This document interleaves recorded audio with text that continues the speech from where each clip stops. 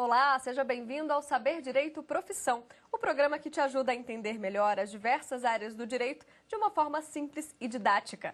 O curso desta semana foi sobre processo civil contemporâneo.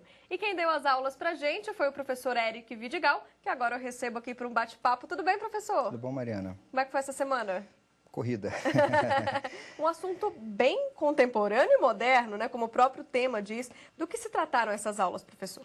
Bom, na verdade, a opção que eu fiz foi tratar um pouco diferente a abordagem. Todo mundo hoje em dia, desde o advento, aliás, um pouco antes até do advento do novo Código de Processo Civil, a gente já viu assim proliferar no Brasil uma série de cursos sobre o novo CPC, aulas, videoaulas, né? E, na verdade, o novo CPC, ele é só uma parte de um contexto muito mais amplo, que é toda uma nova dinâmica, um novo paradigma, uma nova cultura que se pretende estabelecer no Brasil de tratamento adequado dos conflitos e essa perspectiva, que é o que eu tenho chamado de processo civil contemporâneo, o novo Código de Processo Civil é apenas uma parte disso. Então, eu optei por montar um curso assim, mais atualizado, claro que levando em consideração aspectos do novo Código de Processo Civil, especialmente nas 3 últimas aulas, que são mais práticas, mais procedimentais, mas nas 2 primeiras aulas eu fiquei um pouco mais no plano teórico para deixar isso muito mais claro, né? O que seria essa política de tratamento adequado dos conflitos, o que seria esse novo processo civil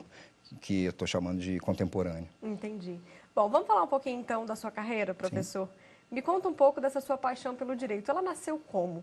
Desde pequeno já sabia que queria isso ou não? Teve uma influência da família? Como é que foi esse processo? Na verdade, assim, muita gente pensa que eu fui diretamente influenciado. Meu pai foi magistrado, mas meu pai e minha mãe foram jornalistas, na verdade. É mesmo? Quando eu nasci, eu era filho de jornalistas.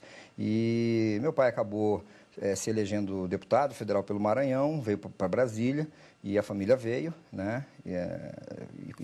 Nos estabelecemos aqui. Brasília é uma cidade que respira, é a capital administrativa, é o centro do poder, Sim. Então respira poder, né? O poder em todas as suas faces, administrativa, legislativa e jurisdicional.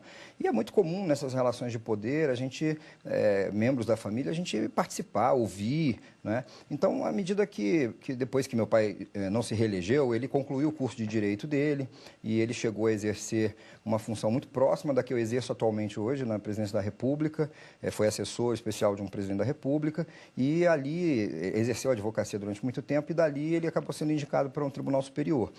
Mas, na verdade, assim, a minha primeira ideia de estudar Direito, ela veio de curiosidade mesmo, garoto, pequeno. Minha mãe, quando separou do meu pai, a gente foi embora para o Rio de Janeiro e minha mãe também era estudante de Direito.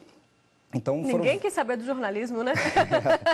Eu hoje já até penso em largar o direito e ser jornalista.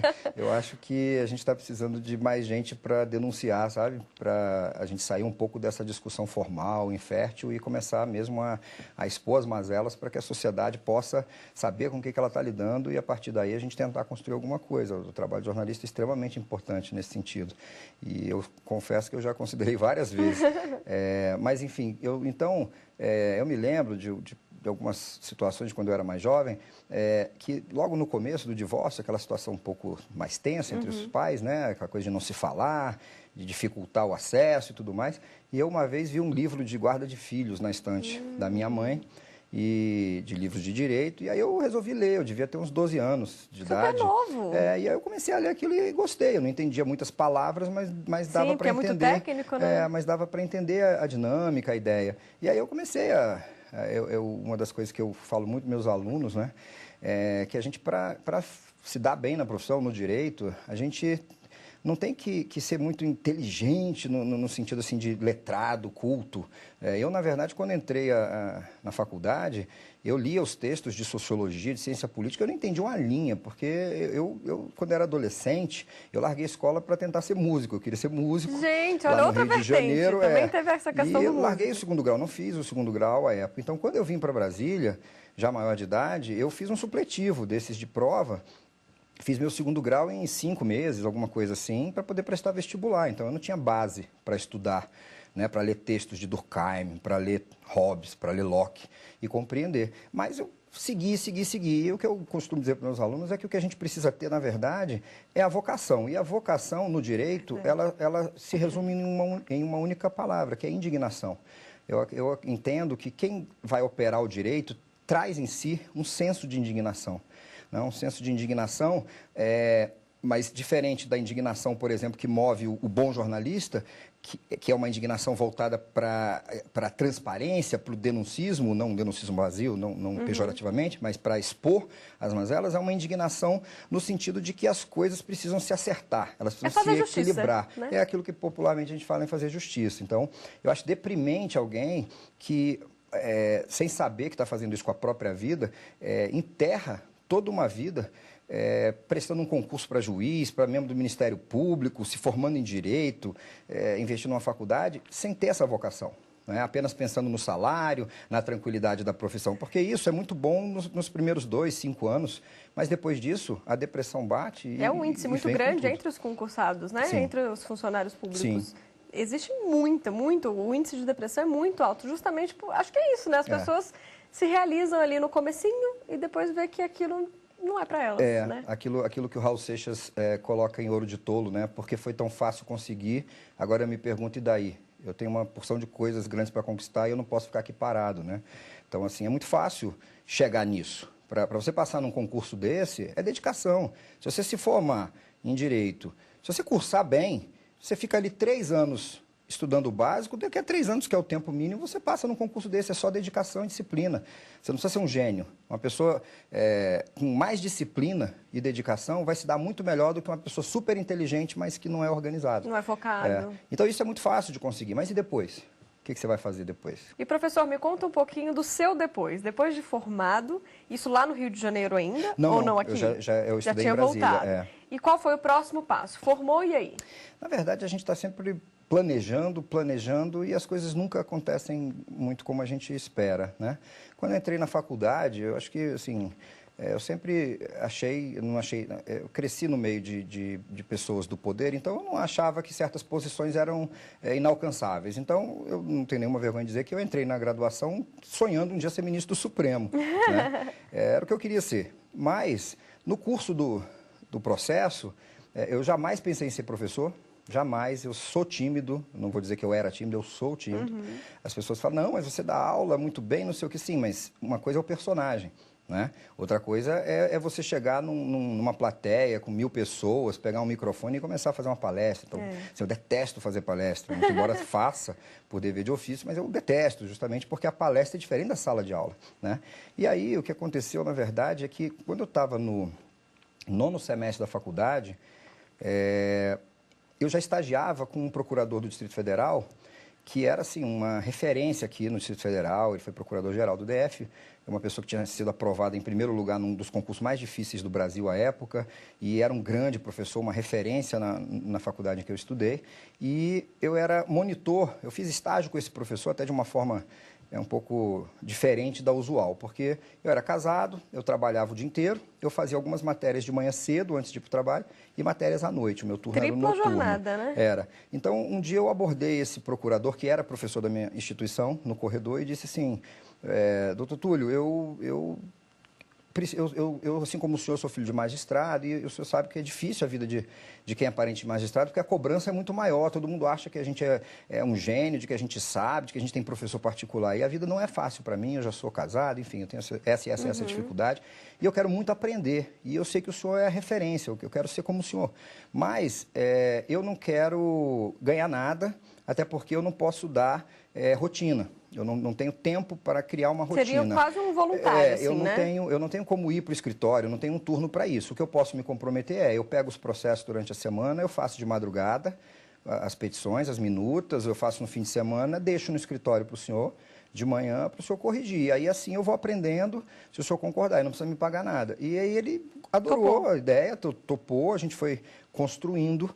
E quando eu estava no 9º semestre, então eu fiz o 5º semestre assistindo às aulas dele do 7º semestre, que era recursos. Fiz o 5º semestre, fiz o 6º semestre ainda como monitor dele. No 7º eu fui o aluno mesmo. E o 8º continuei como monitor. Então eu já tinha feito a matéria dele 4 vezes, né? E no 9º semestre ele casou. E ele viajou de lua de mel, ia ficar 2 semanas fora. 2 semanas são 4 aulas. Então ele perguntou para a turma, olha, eu vou viajar, vou ficar 2 semanas fora. A gente tem 2 opções. Eu tenho o meu monitor, que ele se garante na matéria, é a matéria que ele sabe mais e tudo mais. Ele pode vir e dar essas aulas para vocês, e quando eu voltar, eu apenas tiro dúvidas e corrijo qualquer, enfim, imprecisão de conteúdo, ou eu viajo e na volta a gente remarca para repor aos sábados. Serão 4 sábados. Né? Ninguém quis e aceitaram que eu desse essa aula. Então, para mim, assim, eu acho que isso foi até talvez o maior desafio da minha carreira, porque um belo dia ele chegou para mim e falou assim, olha, eu vou viajar, vai ser assim, então, próxima quarta e quinta aula é sua, e depois na outra semana também você vai ensinar isso, e só recursos de natureza extraordinária, recurso para o Supremo, recurso para o STJ. Só coisa fácil. E aí mas eu não gosto nem de falar em público, eu não falo nem para a família, eu não faço nem no almoço de Natal. Então, aí, assim, foi deprimente, assim, dentro de mim foi deprimente, né? Eu comecei a falar, escrever no quadro.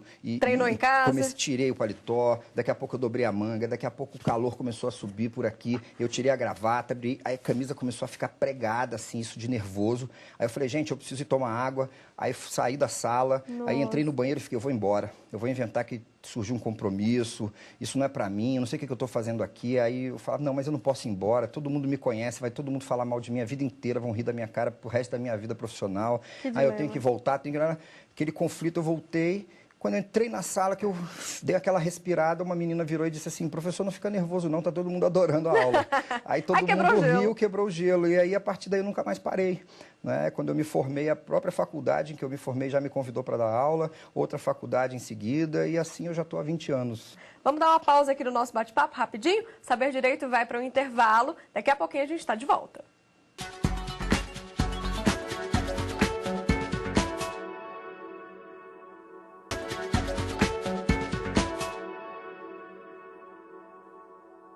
Estamos de volta hoje aqui com o professor de Direito Processual Civil, Eric Vidigal. Professor, a gente falava no primeiro bloco, então, sobre a sua jornada até aqui, a sua carreira. E sobre isso a gente tem uma pergunta de uma aluna que mandou um vídeo pra gente, lá de São Paulo, é a Jéssica. Vamos conferir. Gostaria de saber qual foi o seu maior desafio durante a sua carreira. Vários, né? Sim, eu acho que uma boa carreira ela é composta de desafios constantes, né? A pessoa que não se impõe de novos desafios, ela está estagnada, ela praticamente está morta dentro de si, né?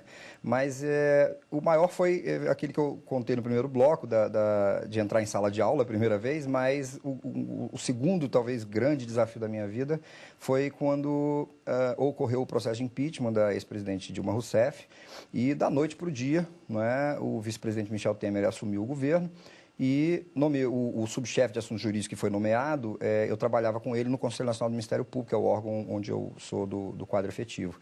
E eu pedi a oportunidade de acompanhá-lo, né, para desenvolver esse trabalho, que seria um governo de transição, de botar ordem na casa, né, preparar o país para um novo governo democraticamente eleito, e que demonstrasse, né, que representasse os anseios de, pelo menos, a maior parte da população. E, ao contrário do que aconteceu e do que acontece com os governos, que você tem 3 meses para organizar uma transição e preparar um governo, a gente teve que montar um governo em 48 horas. Né? E a atividade de quem atua no jurídico da Presidência da República é uma atividade assim, responsabilidade que você não tem nem noção, porque tudo que o Presidente da República vai assinar tem que passar pela nossa revisão, tem que passar pela nossa análise jurídica de constitucionalidade, juridicidade, técnica legislativa, enfim. E nós não só elaboramos notas técnicas, como a gente também faz análises de cenário, se aquilo pode criar algum problema, terá repercussão no âmbito do Judiciário, do Ministério Público, do TCU, da CGU. É muita responsabilidade. É muita responsabilidade, né? E um erro, uma coisa que vai parar ali, no dia seguinte, aquilo ali vai afetar a vida de milhões de pessoas. E um dia que você coloque algo errado, que afeta a vida de milhões de pessoas, ainda que você vá reeditar um ato desse para dali a 24 horas, já causou um estrago tremendo. Então, o senso de civismo, de patriotismo, de responsabilidade ali é proporção que a gente não é preparado para isso. Professor, vamos falar um pouquinho aqui do seu currículo, que a gente bateu tanto papo no primeiro bloco que não deu tempo. Você é doutor em Direito e eu queria saber qual área que você fez a sua tese. Eu sou doutor em Direito das Relações Sociais. É uma grande área, na verdade. O meu doutorado foi na PUC de São Paulo e essa grande área abrange várias áreas. A PUC de São Paulo, à época do meu doutorado, tinham 3 grandes áreas. Direito do Estado, que era administrativo, tributário e constitucional. Filosofia do direito e todo o resto vinha nesse guarda-chuva direito das relações sociais. Eu sempre trabalhei muito com a ideia de interdisciplinariedade. Eu não gosto de... Eu vejo o direito apenas como um instrumento, né? O direito, para mim, não é o objeto de uma ciência, não é algo que assim, deve ter toda essa mística e até essa mítica que criam em torno dele. Então, eu gosto de estar sempre interligando o direito, já que ele trabalha com a regulação da vida em sociedade, com outros aspectos do ser humano. Então, com a psicologia, com a economia, com a ciência política, com a filosofia, com a sociologia, com a antropologia. Então, eu busquei no meu doutorado, eu pensei assim, olha, eu vou fazer a minha tese, eu quero pegar todo o conhecimento que eu desenvolvi nesse tempo de vida, de estudos de nível superior, eu quero tentar concentrar isso tudo numa tese. E aí eu faço parte de um grupo de pesquisa na PUC de São Paulo, na Faculdade de Direito, que é um grupo de pesquisa que se chama Capitalismo Humanista. Então, a gente tenta desenvolver em todos os ramos do direito análises sobre o capitalismo, né, enquanto modo de produção, e como que o direito pode regular a intervenção do Estado na economia, no domínio econômico, de modo mínimo, respeitando, então, a ideia liberal, não a liberal absoluta, mas também com foco que a gente tenta não falar no social, a gente tenta falar na dignidade da pessoa humana, porque a dignidade da pessoa humana vai abranger o social. Sim. Então, a gente utiliza a dignidade da pessoa humana como um parâmetro e desenvolve análise da dignidade da pessoa humana em todas as vertentes do direito, e isso tudo para dar esse parâmetro limitador da intervenção do Estado no domínio econômico. Então, eu fiz uma análise da ordem constitucional dos Estados Unidos, né, defendendo que até na ordem constitucional dos Estados Unidos, que é um país liberal, muito mais liberal do que o Brasil, porque nós somos um capitalismo social, né, a nossa Constituição prevê a propriedade privada, garante a propriedade privada, mas fala em função social da propriedade. Então, se até lá nós conseguimos identificar, foi o que eu acredito ter sustentado e comprovado, que é possível o respeito, a observância desse padrão mínimo de respeito à dignidade da pessoa humana, que aqui é muito mais fácil de ser implementado. E sem essa vertente social que acaba descambando para discussões ideológico-político-partidárias, né, que acabam sendo até estéreis. Exato. E eu vi também, professor, que você falou aí da interdisciplinariedade das matérias. Você tem várias pós-graduações, né, em relações internacionais, comércio exterior, direito processual civil. É importante o profissional estar sempre atualizado, e não só nesta área, mas, como você falou, em várias, que você forme mesmo uma bagagem, né? Sim. Na verdade, eu também comecei a cursar graduação em psicologia. Psicologia, é mesmo? Eu uma vez participei de um programa aqui na TV Justiça, Iluminuras, já tem bastante tempo, e me perguntaram assim, que livros você recomenda para seus alunos, para lerem? Eu disse, qualquer coisa que não seja direito. Porque, como eu disse, assim, a gente está trabalhando com o ser humano. Como é que eu quero administrar o conflito, administrar o problema dos seres humanos se eu não conheço o ser humano? Se eu não sei o que é ser humano, né? Então, o ser humano ele vai se manifestar, ele é a manifestação de tudo que tem dentro de si. E no direito a gente fica nessa coisa de trabalhar o conflito intersubjetivo, quando, na verdade, a causa de todo conflito intersubjetivo está no plano subjetivo, está no plano íntimo. Então, eu preciso entender, compreender o ser humano, né? Então, a psicologia me ajuda nisso, a sociologia, a antropologia me ajuda nisso, a ciência política, a economia, porque a base de todo conflito também tem o seu viés econômico. Então, tá tudo interligado, quanto né? mais eu estudar isso, mais eu vou entender do humano. E aí, a minha atividade como um administrador de conflitos vai ser muito mais eficiente. Porque eu acho que é isso que peca um pouco. A gente até na faculdade tem a introdução à economia, a introdução à ciência política, a introdução à sociologia, a introdução à filosofia, passam muito rapidamente. Normalmente, quem está dando essas matérias é alguém daquela área específica, então não consegue fazer a correlação, ponte, né? Com o direito. Né? Isso acabou que eu tive que aprender sozinho. Por isso, essa busca, né, em cursos de graduação, de atualização e até de especialização. Essa especialização em comércio exterior, em relações internacionais, eu fiz no meio do meu doutorado. Que era justamente para te dar essa visão mais macro, né? Eu queria ter uma visão mais macro, exatamente. Interessante. Boa dica, inclusive, para quem está no mercado, né? Sim, que é um sim, diferencial. Com certeza, é o diferencial, né? É verdade. Professor, durante o seu curso, lembrando aqui para quem não assistiu o primeiro bloco, Processo Civil Contemporâneo, a gente viu várias questões relacionadas a isso e a gente recebeu uma pergunta de um estudante lá de Maringá, bem interessante. Vamos conferir. O senhor acredita que estamos diante de um fenômeno da desjudicialização das relações jurídicas, seja no âmbito do direito civil quanto processual civil? E aí, professor, é um movimento que vem crescendo? Primeiro, a pergunta é digna de elogios, né? Essa pergunta, ela tem um alcance que muita gente hoje em dia estudando direito sequer tem bagagem para compreender o alcance da pergunta. É o tipo Parabéns para o Marcelo. É o tipo de pergunta que às vezes o aluno ele tem medo de perguntar, porque o colega vai rir, não sei o que mais. Só que às vezes quem está rindo, e a maior parte das vezes isso acontece, né? Isso aconteceu uma vez que eu fui aluno do ministro Marco Aurélio, na minha primeira especialização. Era uma turma só de professores, né? E alguém fez uma pergunta e um monte de gente riu e ele virou e falou assim, com aquele jeito dele, quem fez essa pergunta? Aí todo mundo achando que ele ia, né, dar aquela zoada, e ele falou assim, você sabe que nós nos reunimos esse dia lá no tribunal para falar sobre isso? Então, assim, primeiro, acho que é importante a gente registrar reconhecer. isso. Segundo, é interessante porque isso é o que eu queria já poder, ele perguntou se eu acho, né? Eu queria já poder acreditar nisso, mas por tudo que a gente vem desenvolvendo nesse curso, né? Desenvolveu essa semana, principalmente ali na primeira aula e na segunda, que a gente trabalhou os aspectos teóricos, esse é o movimento. O Conselho Nacional de Justiça, quando estabeleceu a Resolução 125 no ano de 2010, trouxe essa política pública de tratamento adequado dos conflitos justamente por reconhecer que a atuação do judiciário, da forma que vinha se dando, por meio apenas do exercício da jurisdição, não estava sendo eficaz em concretizar o acesso à justiça, tanto na sua vertente formal quanto material. Então, a ideia precisamos nos valer de outros mecanismos de solução de conflitos que são utilizados mundo afora e que são muito mais eficientes, dependendo do tipo de conflito. Sim. Então, daí que vem essa política de tratamento adequado.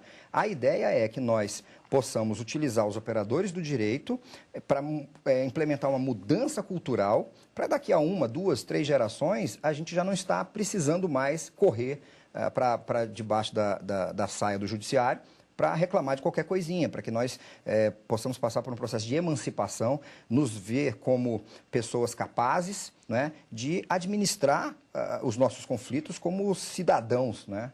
A gente pode dizer, professor, que a grande maioria desses casos que chegam no judiciário são casos pequenos que podem ser resolvidos, sim, em uma mediação ou em uma arbitragem, enfim, em algum processo mais, né? Sim, se a gente excluir a grande maioria, em termos de número, a gente tem sempre o Estado como litigante. Isso é um dado concreto. Mas se a gente excluir essas questões que tem o Estado como litigante, sim, grandes conflitos, eles podem ser, versam sobre direitos patrimoniais disponíveis, né? E a própria questão dos juizados especiais, por exemplo, ali são conflitos que você, por meio de uma mediação comunitária, de outras figuras que existem mundo afora e que no Brasil já se experimenta, você consegue trazer isso próximo de zero, o nível de litigiosidade no âmbito do judiciário.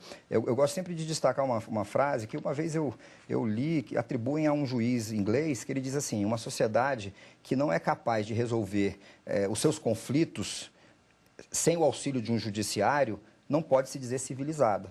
É verdade. Não é? Porque se a gente vive em sociedade, eu tenho que resolver meu problema com meu vizinho, eu tenho que resolver meu problema com meus parentes, eu tenho que assinar um contrato e honrar, né, a minha palavra. Então, guardar o judiciário para aquilo que realmente é necessário. É verdade. Né? E você acha que o Brasil ainda tem muito a avançar? Como é que você vê isso hoje em dia? As pessoas estão buscando mais, esse acesso está mais livre, né? As pessoas estão realmente enxergando na arbitragem, na mediação, uma possibilidade?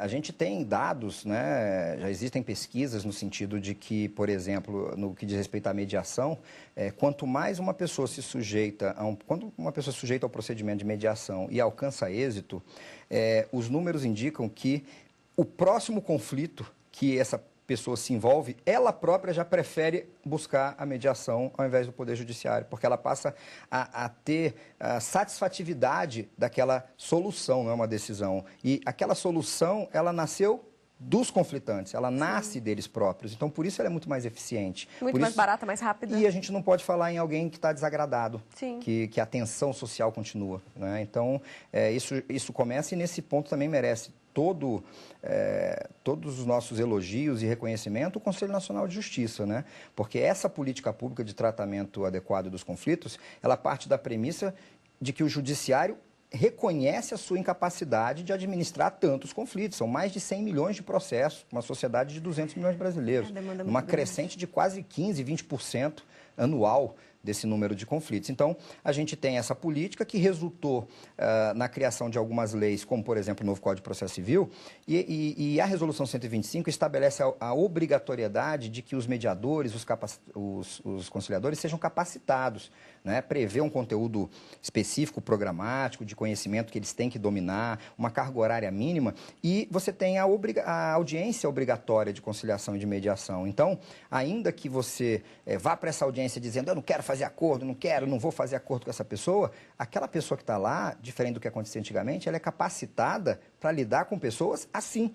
E para essa pessoa ela vai começar a se desarmar, vai conhecer, vai achar aquilo interessante. Então, é um processo de mudança cultural, vai levar aí 1, 2 gerações, mas a gente começa a ver, não é, que o Estado busca. E o Estado dando os instrumentos, agora o trabalho vem com os operadores do direito e, claro, com cada cidadão. Né? É verdade. Professor, chega ao fim, então, a nossa conversa. Foi ótimo. Muito obrigada pela sua participação aqui no Saber Direito Profissão. Eu que agradeço o convite e estou à disposição, sempre que precisar. Tá certo. Bom, a gente fica por aqui, mas você pode continuar com a TV Justiça na internet, pelo nosso site ou então no canal do YouTube. É TV Justiça Oficial. Muito obrigada pela sua companhia e até a próxima semana. Tchau, tchau.